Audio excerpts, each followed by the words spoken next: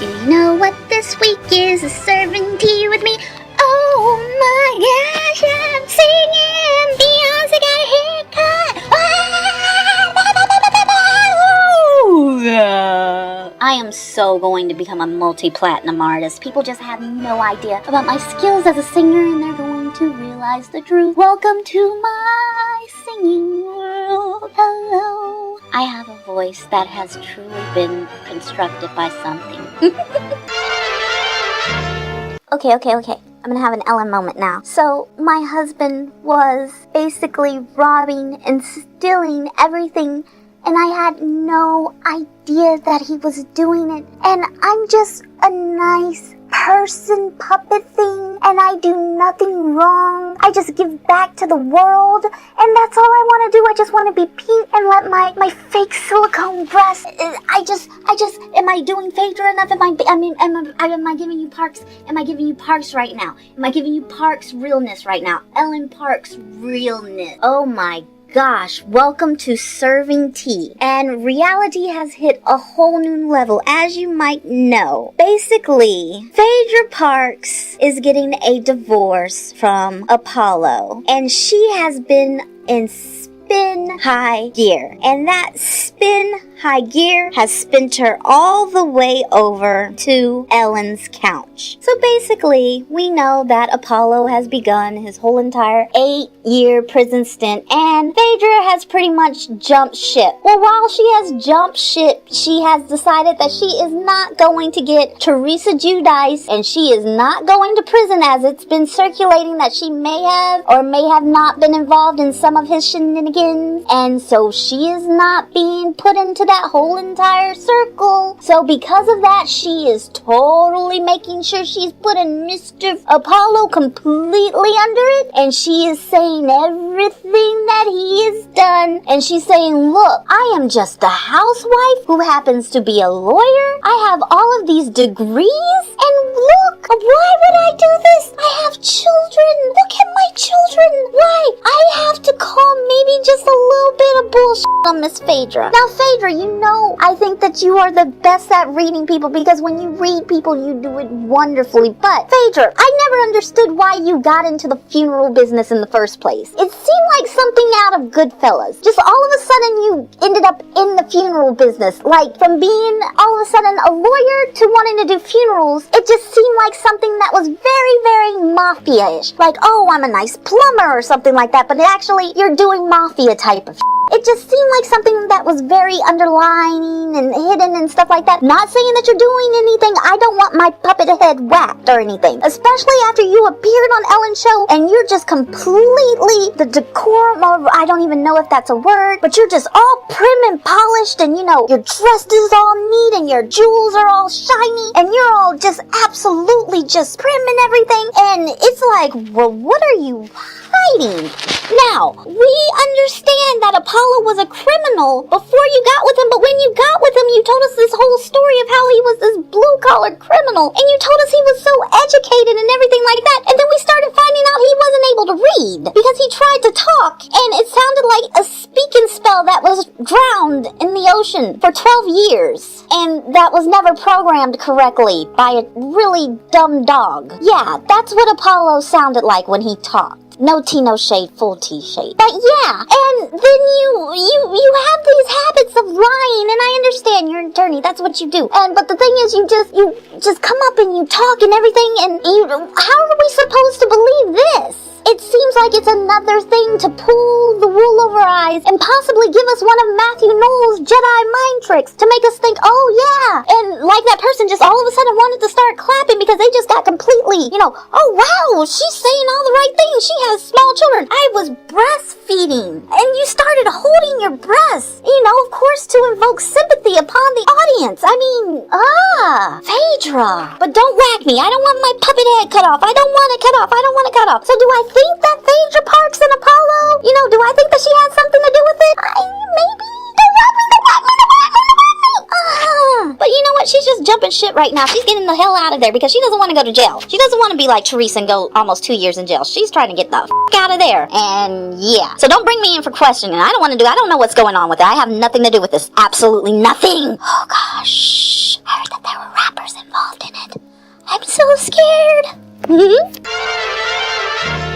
Okay, so there was Bad Girls Club Redemption, and this was a weird episode because I felt really bad for Judy during the episode because Judy has some serious issues, and I know I joke about it and everything, but she really has some issues, and I felt bad for her because, I'm sorry, but Natalie Nunn is an evil, horrible person, and Natalie decided that she was going to use Judy to make herself look like she was a saint, and not only did she do this, the friggin' life coach was able to see Natalie Nunn's horns and see the evilness that is truly within, because when Natalie Nunn went and talked with the life coach and everything, the life coach was like, no, I see that she's an evil person. I'm not buying it. I see it. She's evil. So yeah, she goes and she basically flips the script. First she goes and tries to get her to get really drunk and to see if she would go and act a nut and stuff like that, and when she didn't do that, because obviously Judy's at the point where she's like really an alcoholic, and Rocky's like sitting with her, and it was a really intense moment where actually made my plastic eyes start tearing up, because Rocky's like, I feel bad for you, and Judy's like going through some serious stuff. Natalie goes and she decides she's gonna take her out and give her a makeover and stuff, and then makes her friends turn against her and everything, but then the fight starts, and the fight was very interesting because Camilla is a very fighty person, and now we're gonna do the fight recap, because this fight I want you to actually listen to me and pay attention to, because this fight that happened, the fight when it happened, the security guard, he came in out of the blue, and I wish I had actual,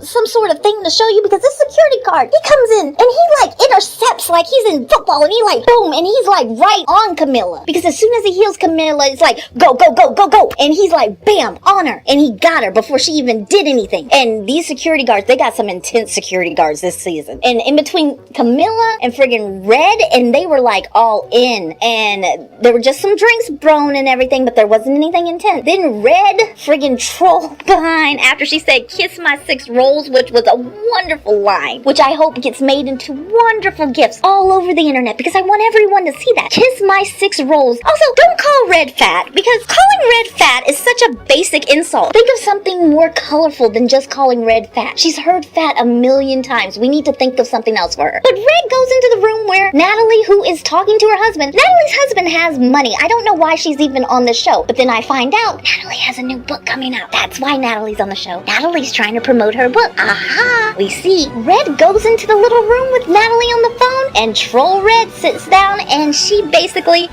sits in front of Natalie and decides she's going to get on Natalie's last nerves, which you don't want Red to go home, but it's a little bit funny because it's Natalie Nunn. So yeah, it's very, very interesting what's going on, but Natalie Nunn is evil, and I know that she's there, and Natalie makes the show very, very interesting, because again, she's one of the biggest villains in reality show history, and if she wasn't there, the show wouldn't be interesting, but she went after one of the most f***ed up people on the show and tried to make them drink alcohol until they got f***ed up, they had to leave, and then tried to use them so that she looked better. Wow, Natalie. Wow. Oh my gosh. I'm not even that f***ed up. Ooh. So, John Gosling got fired from his job as a waiter? I'm getting reports of, and he got evicted from his apartment? Did he not keep any of his K+8 money? What the f***? And he was working in telemarketing as credit card sales? What is happening? Dude, when you made all that money, you shouldn't have spent it on all that cheap ass, or not cheap ass, it was probably really expensive, but all that ugly Ed Hardy stuff, you and your douche phase and those hair plugs, you really need to see if you can get a refund. Dude, man. Love and Hip Hop, Hollywood, Molly and Nikki, and the jump off from Instagram. This is complete stupidity at the highest level of high-tilivity of high. My gosh, it is so annoying. Do you know what, Nikki? You're just an idiot. He brought a box to the table and said, "Dishy blah blah blah." It was so stupid. He is such an idiot. When he comes on the screen, I just literally want to hit him in the face. Okay? He had the other girl in the bed, and you know what? When the friggin' show comes on, and you're going to see what a idiot and how much he lied to you, because we all saw it, Nikki. You're an idiot. And Nikki, why is it your face looks like the clay is falling off every time I see it. Your face literally looks like it is falling off. Please, all the money that you have for all the plastic surgery that you've had done, please at least exfoliate so that the clay that is on your face is not actually falling off of the scaffolding of your face. I am a puppet, and my friggin' felt is hanging on my face better than whatever you have done to you on your face, okay? Look, I'm on nobody's side because to me, both of you guys are friggin' idiots to be following after this friggin' wannabe gangster, whatever he is, Molly, okay? Stupidity, you, Tierra, friggin' Hazel, all of you guys. Stupidest whore jump-offs on friggin' reality television. Love and hip-hop jump-off idiot something, I don't even know. Just stupidity. And then Tierra working with Berg after sitting up here saying blah blah blah, all this bullshit about him, and then she's gonna go and work with him? Okay, but I understand it's about the money and like that. That was your best friend and you were living with her. No loyalty whatsoever, but please just get some spackle. Spackle. So much makeup. Just help you. Help you, help me, help you. I want to help you. That's me singing like Lionel Richie to her. Do I sound like him? I do, don't I? My voice is like Lionel Richie and a mix of Lionel Richie and a bird and a dove sometimes. I should get a recording contract.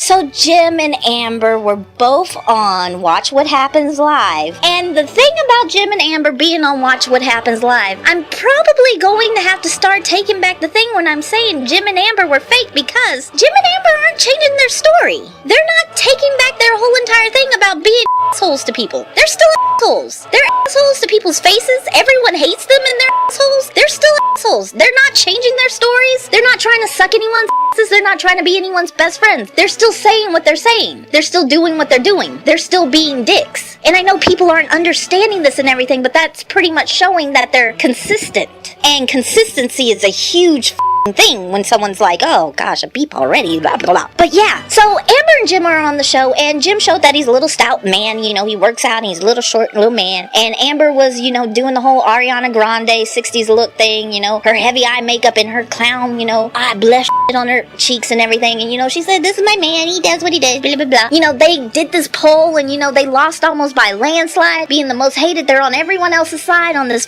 ridiculous cast that everyone is so worried about whatever the stupid ass Judices that don't even know what the they're doing on the show. And he basically sat up there and said he tells his children, if people are dicks to you, you need to be dicks to them back. And that is like a big wow type of moment. Jim is an asshole, but he's not changing his assholism. He's pretty much an asshole to people's faces. And I'm having to take back the fakeness thing, because they're not being fake. They're being pretty real. Now, I don't understand why she's so all about what's going on with Teresa and wanting to know all that and everything. That seems kind of fake. I don't understand why she's all into what Teresa's doing, but I don't understand why everyone is like acting overly concerned and blah blah blah this and everything's acting like, oh my gosh, she's got so much going on for her. It's so horrible. No one should have to go. Teresa committed a crime, yo. Let's be real. She committed a crime, and that's why she's going to jail. I hate to be the person to just sit up here and be real, but she committed a crime, and that's it. So yeah, but yeah, they are being real because they're pretty much dicks. Again, biggest villain that I've seen in reality history in a while. So yeah, Jim and Amber, pretty much not changing their story. That's their story, and they're sticking to it like a mother. So many peeps.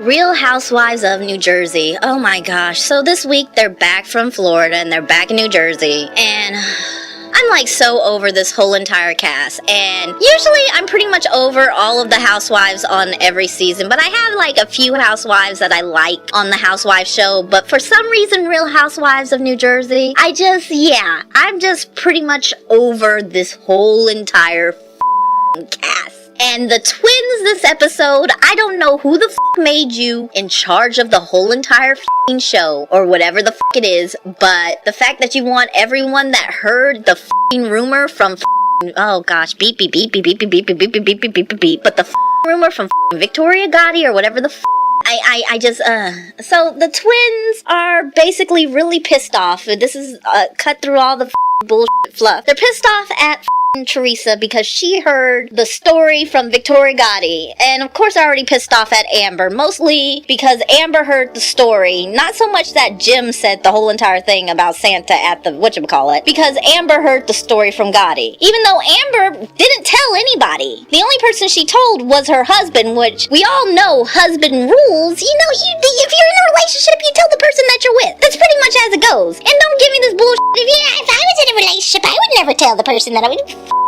That. Yes, you would. Yes, you would. You do tell the person that you're with because it's the person that you're with. You tell them.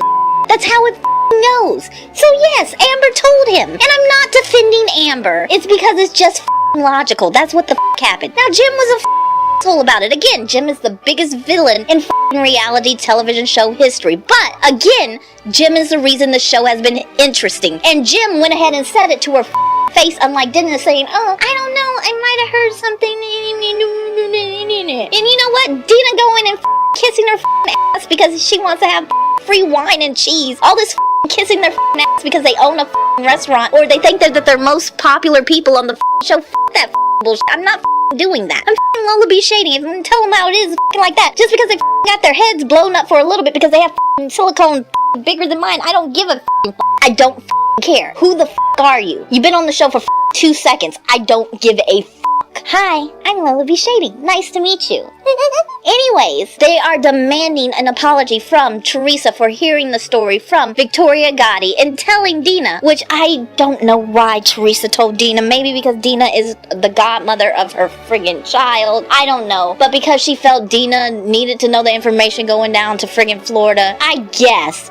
But you can't get mad at her for hearing the information because that's what they're painting it as, that they're mad at Teresa for. But who gives a Basically, what we're finding out is that it was a joke that Reno said. So if it was a joke, who cares? Who cares? It's a joke. He said it as a joke. He shouldn't have said it as a joke, but like he said, he would have laughed at it. So who gives a Stop making it a huge deal, okay? Go and get your tits blown up some more. That's what I do when I'm upset. I go and get more silicone blown up into my lips, and I go get more silicone put into my tits. It makes me happy. As a puppet, that's what I do. When I want to be happy, I go and get more plastic surgery. That's what you guys need to do. Go get more work done. Go get more Botox, or go get more put into your face. Stop being so angry. There's so many beeps in this. I don't even know what to do. Beep, beep, beep, beep, beep, beep, beep, beep, beep, beep, beep, beep, beep.